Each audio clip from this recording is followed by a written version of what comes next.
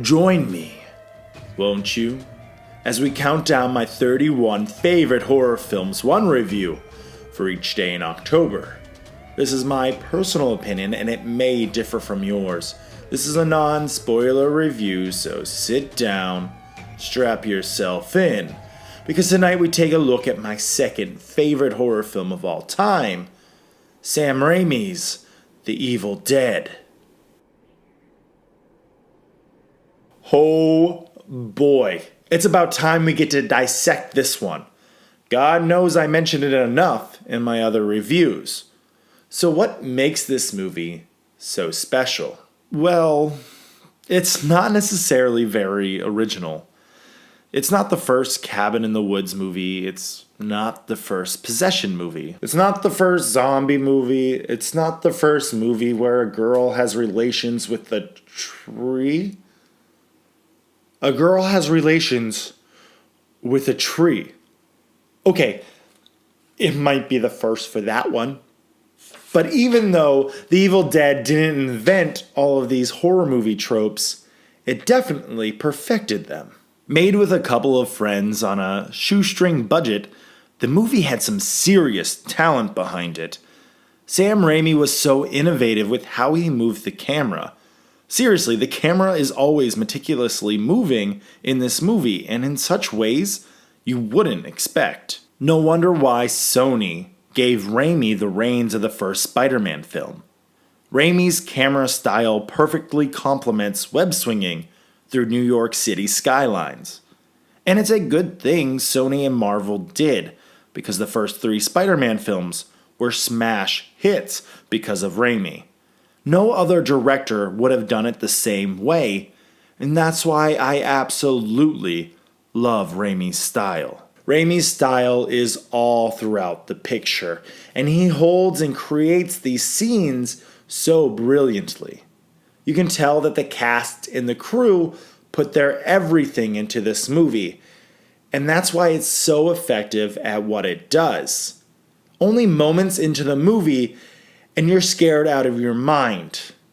This film will not let you go.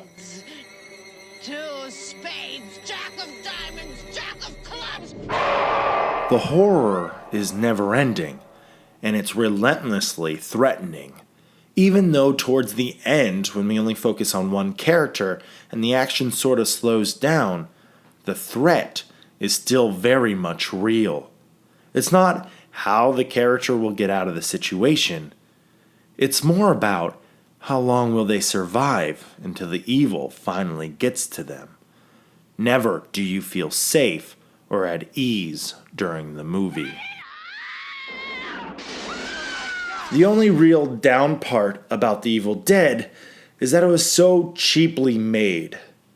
I mean, don't get me wrong, they did the best that they could do with their budget, but you can tell that there's a little bit of campiness to it. And it's because of this campiness that there are a few people that find this movie kind of humorous. I can see the validity in their statement. However, I still think the first movie is a terrifying experience.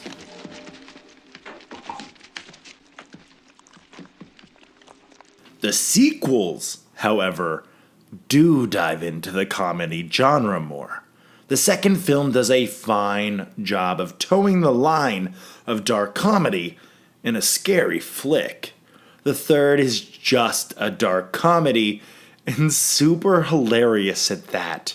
You can tell that Sam Raimi, the director of all 3, was a huge fan of the Three Stooges and that type of body humor. The Evil Dead has a huge cult following, and in 2013 it was remade with the watchful eye and the grace of the original creators.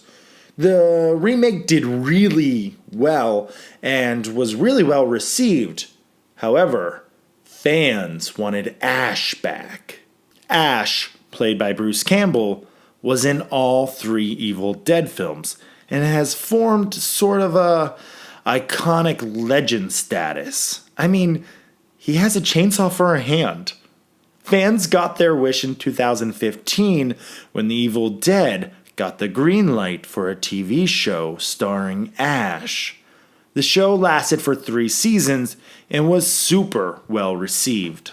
The Evil Dead may be more popular and more relevant now than it has been in quite some time. I think The Evil Dead is a great example of what talent, innovation, and passion can create. And if I could describe my love for The Evil Dead in just one word, it would probably be groovy.